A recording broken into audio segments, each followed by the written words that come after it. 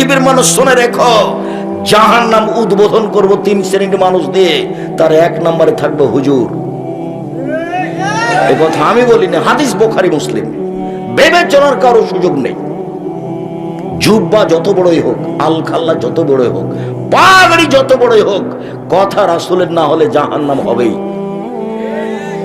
তাহাজ্জুদ দিয়ে ঠেকাতে পারবে না, হজ দিয়ে ঠেকাতে পারবে না, বড় হুজুর তার দাপট দিয়ে ঠেকাতে পারবে না। পিছন দিকে হাত বাঁধা থাকবে হুজুরের, পিছন দিকে হাত বাঁধা থাকবে ফেরাউনের, পিছন দিকে হাত বাঁধা থাকবে মহারানী এলিজাবেথের, পিছন দিকে হাত বাঁধা থাকবে ইন্দিরা গান্ধীর। কেউ খুলতে পারবে না। এর নাম কিয়ামত, এর নাম আল্লাহর ক্ষমতা। আইনাল জব্বার আইনাল মুতাকাব্বির, আনা মালিকুল আমলাক। স্বৈরাচারী, স্বেচ্ছাচারী, দাম্ভিক নেতারা কোথায়? আমি হচ্ছি রাজাধিরাজ। বিচারের মাঠে দেখাবেন তার দাপট, এখন তো এমনি রেখে দিয়েছে। প্রতাপশালী যে তিনি, এটা বিচারের মাঠে মানুষকে দেখাবেন। বিচারের মাঠ কাকে বলে সেই দিন মানুষ বুঝতে পারবে ক্ষমতা কি জিনিস। এরপরেও মাঝে মধ্যে আল্লাহ মানুষকে শিক্ষা দেন। আমি মাঝে মধ্যে বলি, দলীয় দাপট দেখিয়ে, ক্ষমতা দেখিয়ে, অর্থ সম্পদের চোটে মানুষকে জেল হাজতে দিয়েন না, ক্ষমতা দেখায়েন না, প্রতিশোধ নিয়েন না। একবারে স্বাভাবিক মাটির মানুষে থাকেন। কেন? দাপট টিকবে না, দাপট হারিয়ে যায়। 1500 বছর পরে হলো ফেরাউনের দাপট হারিয়ে গেছে, পানিতে ডুবে গেছে। আর আপনাদের নেত্রীর বয়স ছিল মাত্র 45 মিনিট। কাজেই দাপট ক্ষমতা চিরদিন থাকে না। দেখবেন 1 মিনিট, এই যে দেখেন খুলনার আবু অঘোষিত সম্রাট এরশাদ শিকদার মেয়ের মাথায় একটু হাত রাখার সুযোগ পায়নি। দাপট দেখে একদিন 1 ঘন্টা বেঁচে থাকার চেষ্টা করবেন না। 1 মিনিট প্রতিশোধই নেবেন না, প্রতিশোধ নাই, প্রতিশোধের পাতা ছিঁড়ে দিবেন। দলীয় দাপট দেখাবেন না, মাটির মানুষ এভাবে থাকবেন স্বাভাবিক। মানুষে যা বলবে বলুক, উত্তর দিবেন না, প্রতিবাদ করবেন না। আই তোর কত ক্ষমতা রে, এটা বলবেন না। কই কিছু না বলে তো বোঝা যায়। আলেমেরাকে দেখি একবারে একজন আরেকজনকে ধুয়ে ছেড়ে দিচ্ছে। তা আমাকে যখন খুব গালি দেয়, তো একবারে মা বোন থেকে শুরু করে, যখন তার গালি দেওয়া শেষ হয়, তখন আবার আমি রিং দিয়ে বলি, ভাইজান আপনার মনে হয় মোবাইলে টাকা শেষ হয়ে গেছে, আরো মনে হয় কিছু গালি ছিল, থাকলে দিয়ে নেন। আমি কোনোদিন উত্তর দেওয়া প্রয়োজন মনে করিনি। তো সেদিন আব্দুল্লাহ বলছে যে আম্মু, কিছু মানুষ তো আমার বিরুদ্ধে খুব বলছে, কি বলা যায় আম্মু, আমি কি কিছু বলবো?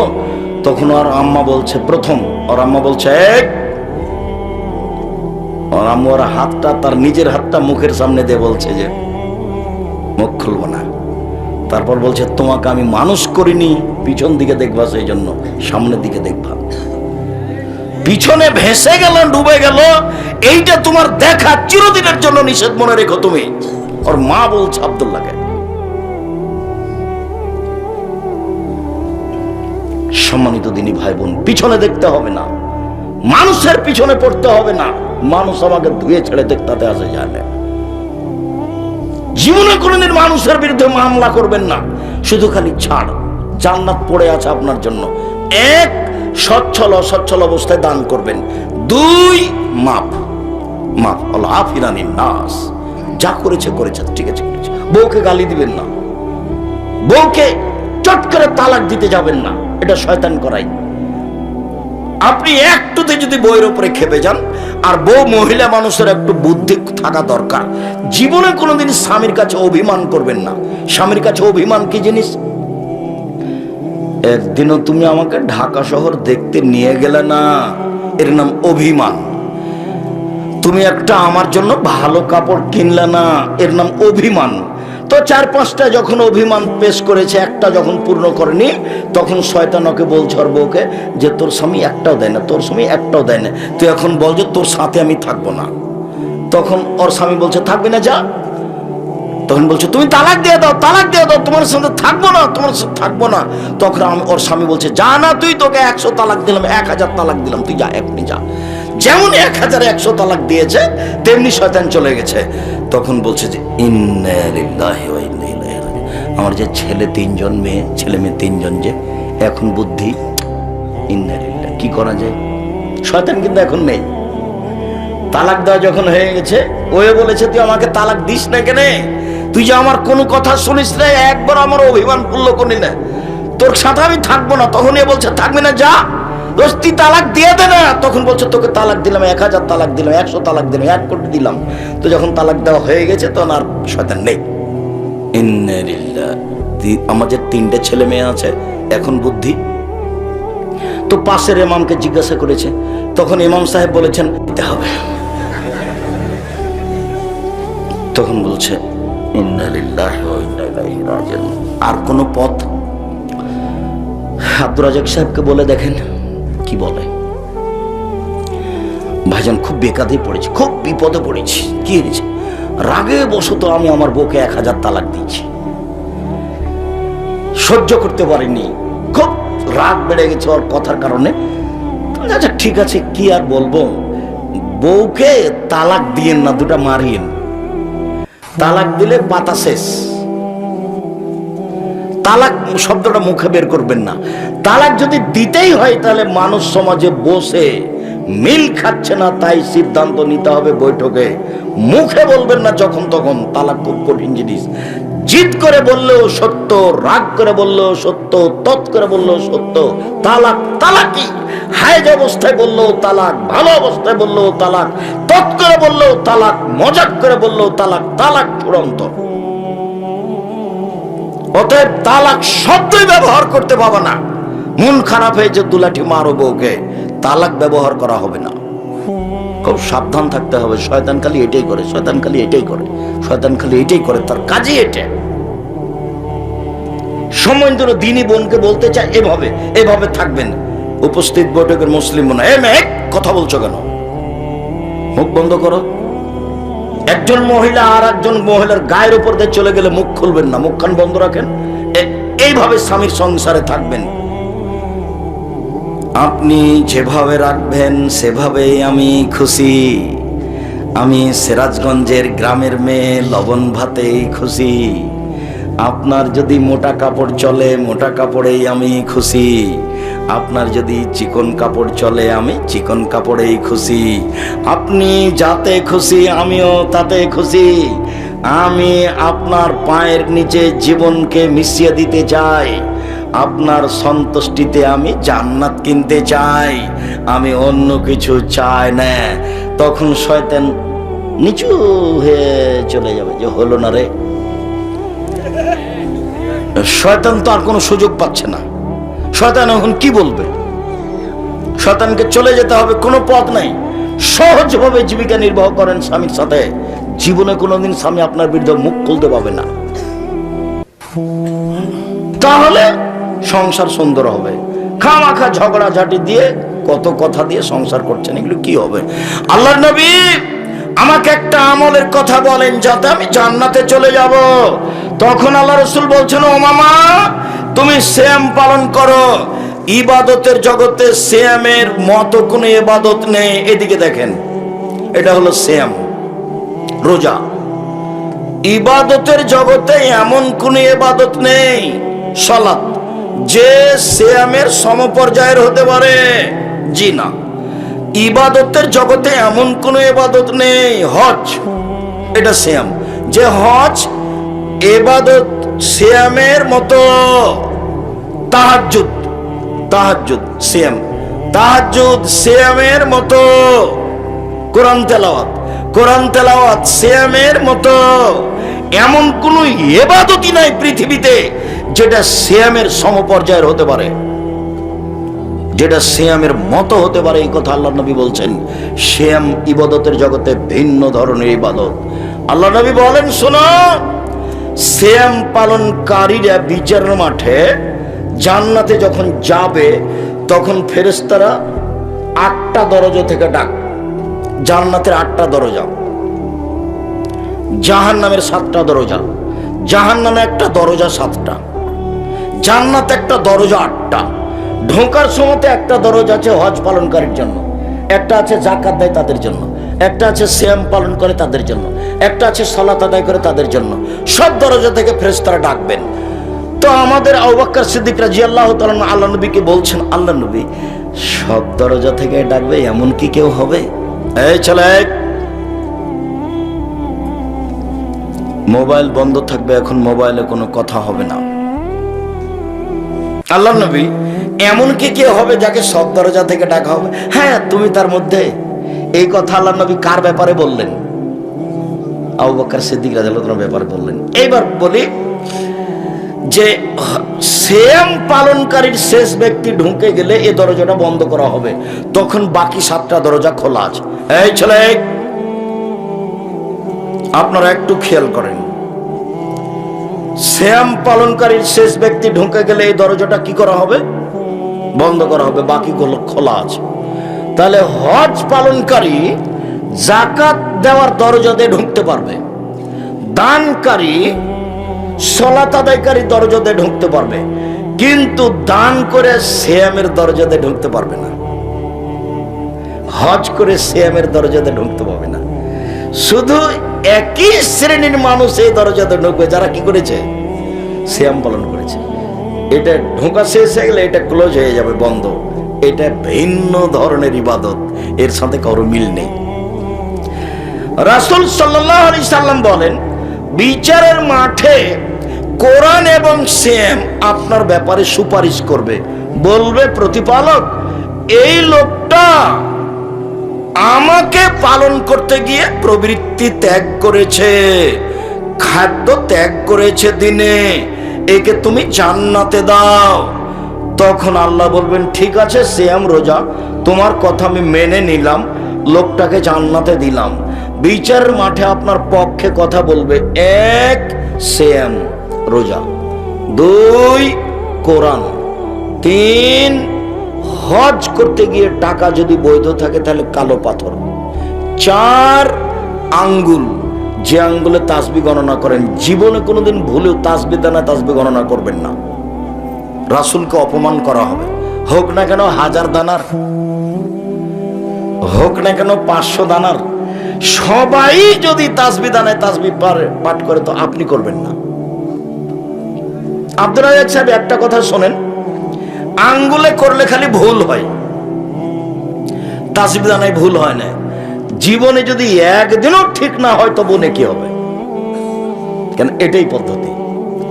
তাহলে আঙ্গুল কথা বলবে তাসবিহ গণার কারণে, 2 কালো পাথর কথা বলবে হজ টাকা ঠিক হওয়ার কারণে, 3 সিয়াম কথা বলবে রোজা আপনার পক্ষে, 4 কোরআন মাজিদ আপনার পক্ষে কথা বলবে।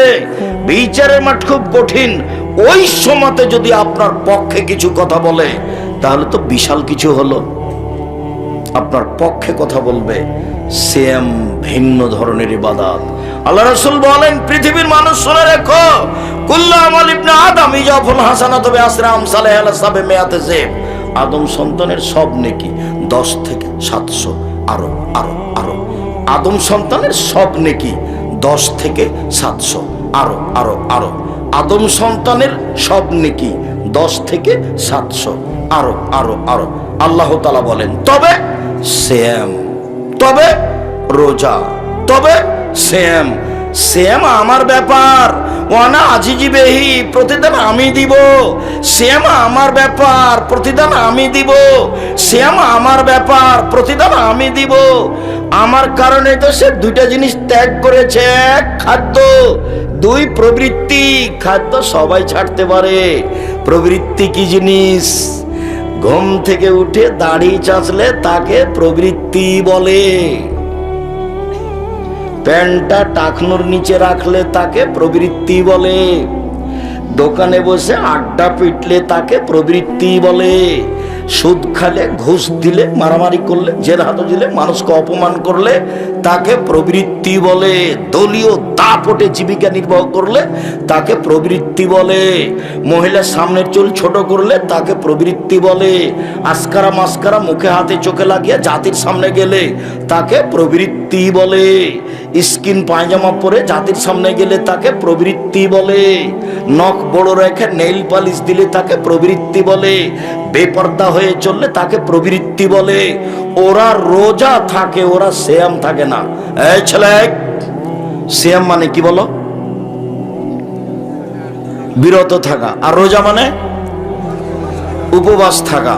প্রত্যেক দিন সকালে তুমি সুন্দর করে দাড়ি চাঁচো, বলো তো তুমি রোজা থাকো না সিয়াম থাকো? রোজা থাকো। উপবাস হচ্ছে এমনিতেই, বিকেলে কিছু হবে না, তোমার না খেয়ে থাকাটাই বৃথা।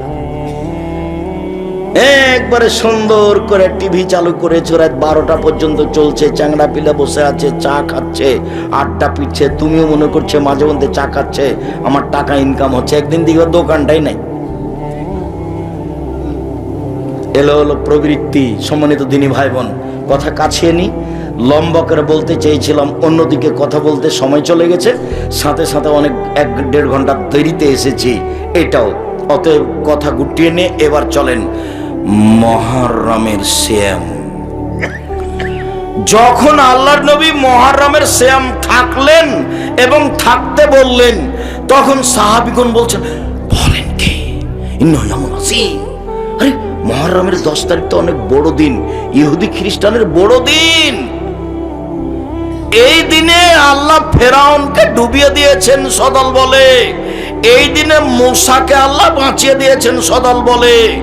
তখন মূসা বলেছিলেন, আল্লাহ এত বড় যে তুমি আমার উপকার করলে, তা আমি কি তোমার শুকরিয়া আদায় করি, যাক আমি এই দিনে সিয়াম থাকলাম, এটা হলো তোমার শুকরিয়া।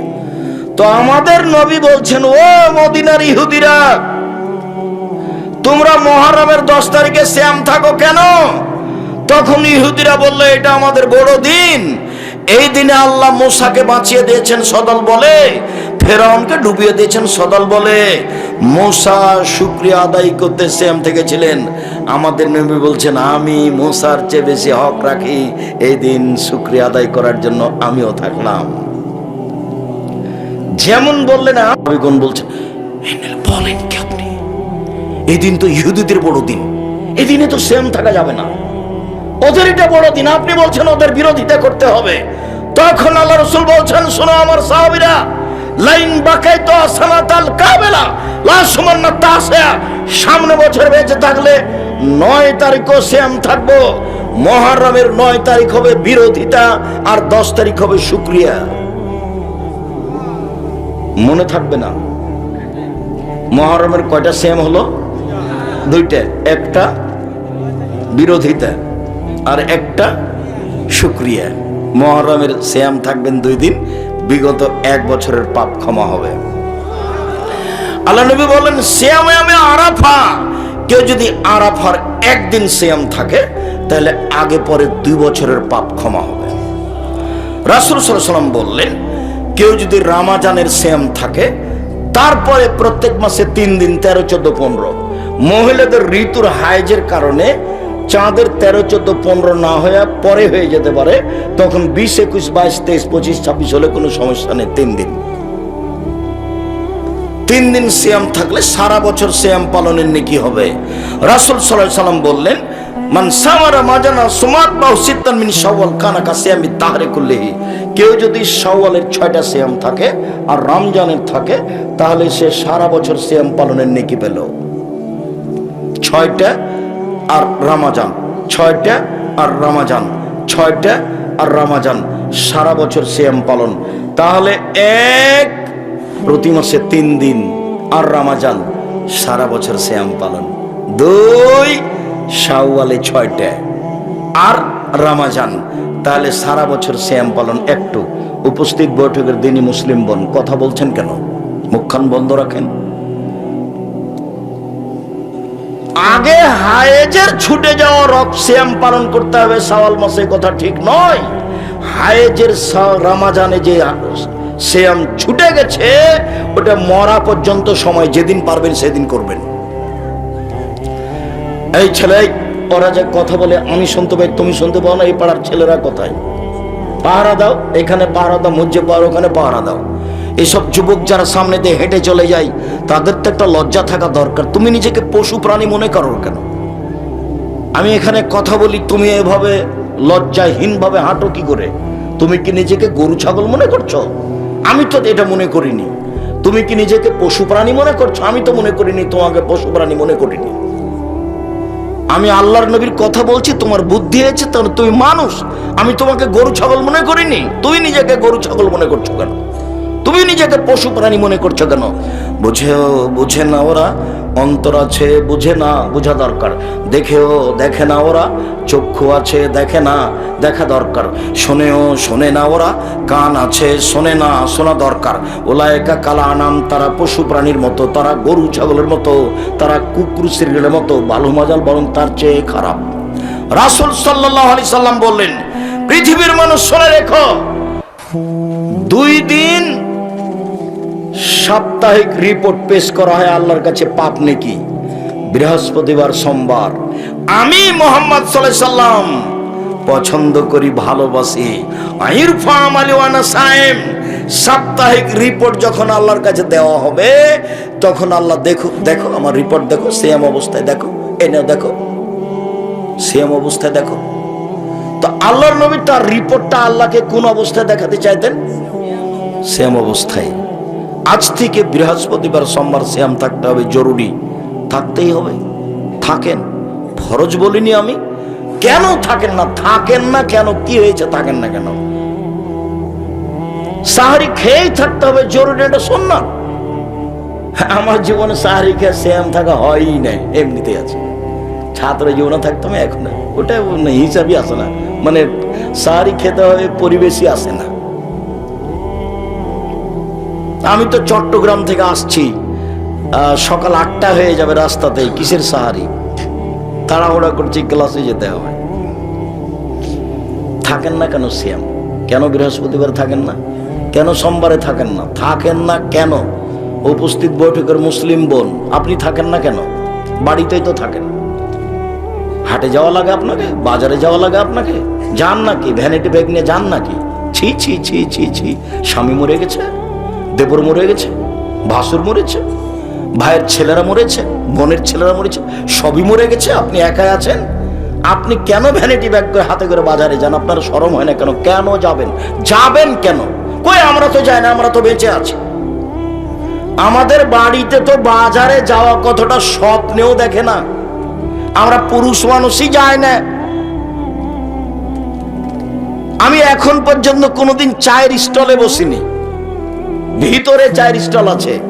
জামিয়া সালাফিয়া বিশাল প্রতিষ্ঠান, শিরক মুক্ত প্রতিষ্ঠান জামিয়া সালাফিয়া, বিদআত মুক্ত প্রতিষ্ঠান জামিয়া সালাফিয়া, হিংসা মুক্ত প্রতিষ্ঠান জামিয়া সালাফিয়া, দল মুক্ত প্রতিষ্ঠান জামিয়া সালাফিয়া, সংগঠন মুক্ত প্রতিষ্ঠান জামিয়া সালাফিয়া, দেশের সর্ববৃহৎ প্রতিষ্ঠান জামিয়া সালাফিয়া।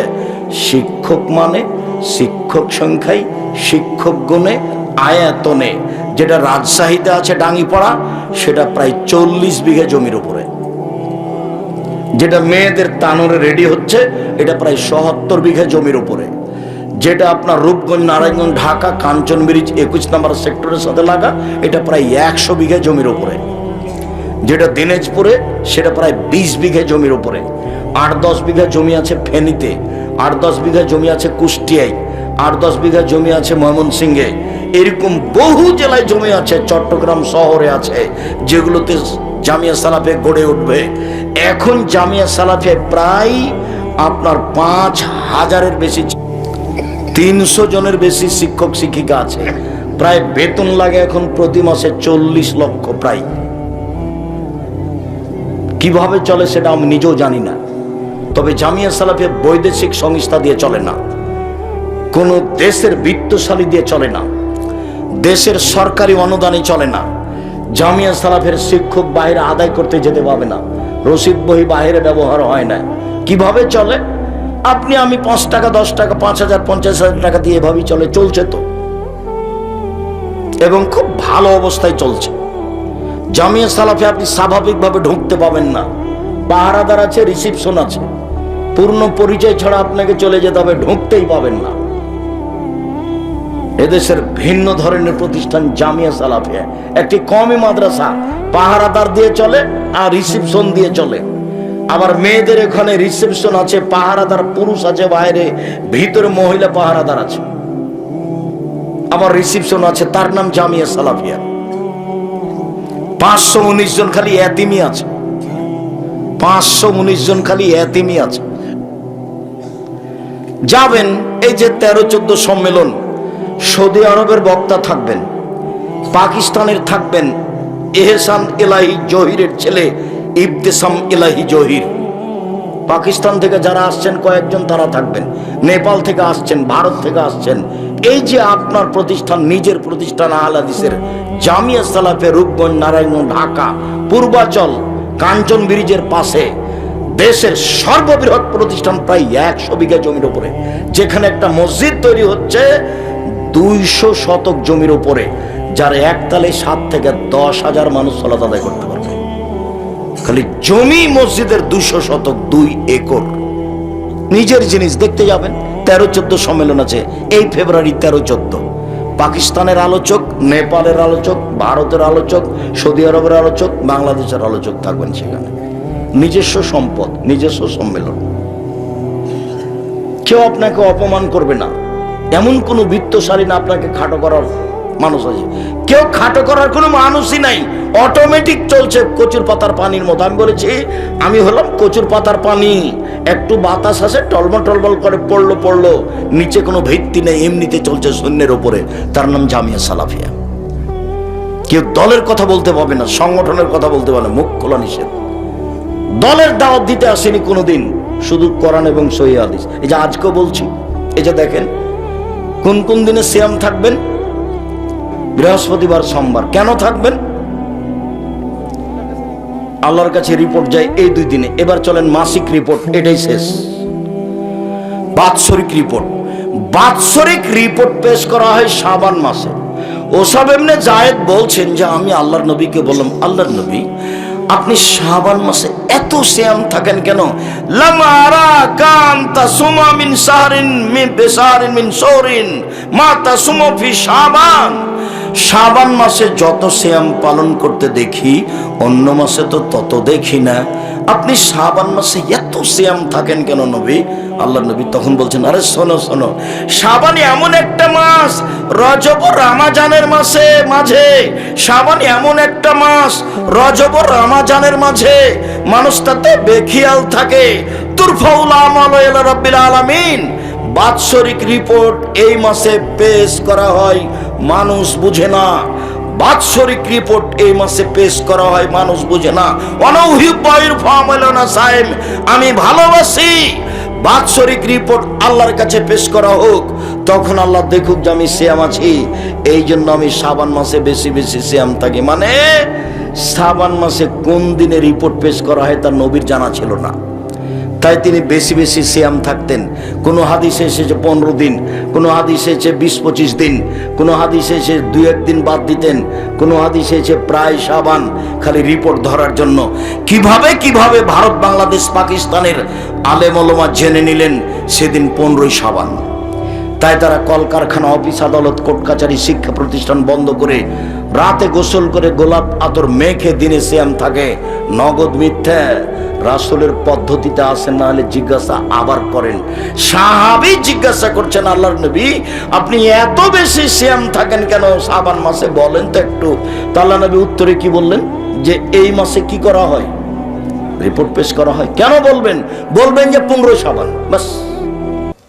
এটা হলো বৃহস্পতিবার ঠিক আছে, সোমবার ঠিক আছে, তো এইটা বলবেন 15 শাবানে তো হলো।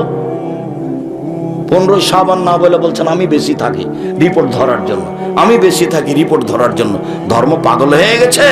সম্মানিত দিনী ভাই বোন, আপনাকে আমি নফল সিয়াম রাখার জন্য আন্তরিকভাবে অনুরোধ জানাচ্ছি। হবে 15-20টা থাকার চেষ্টা করতে হবে।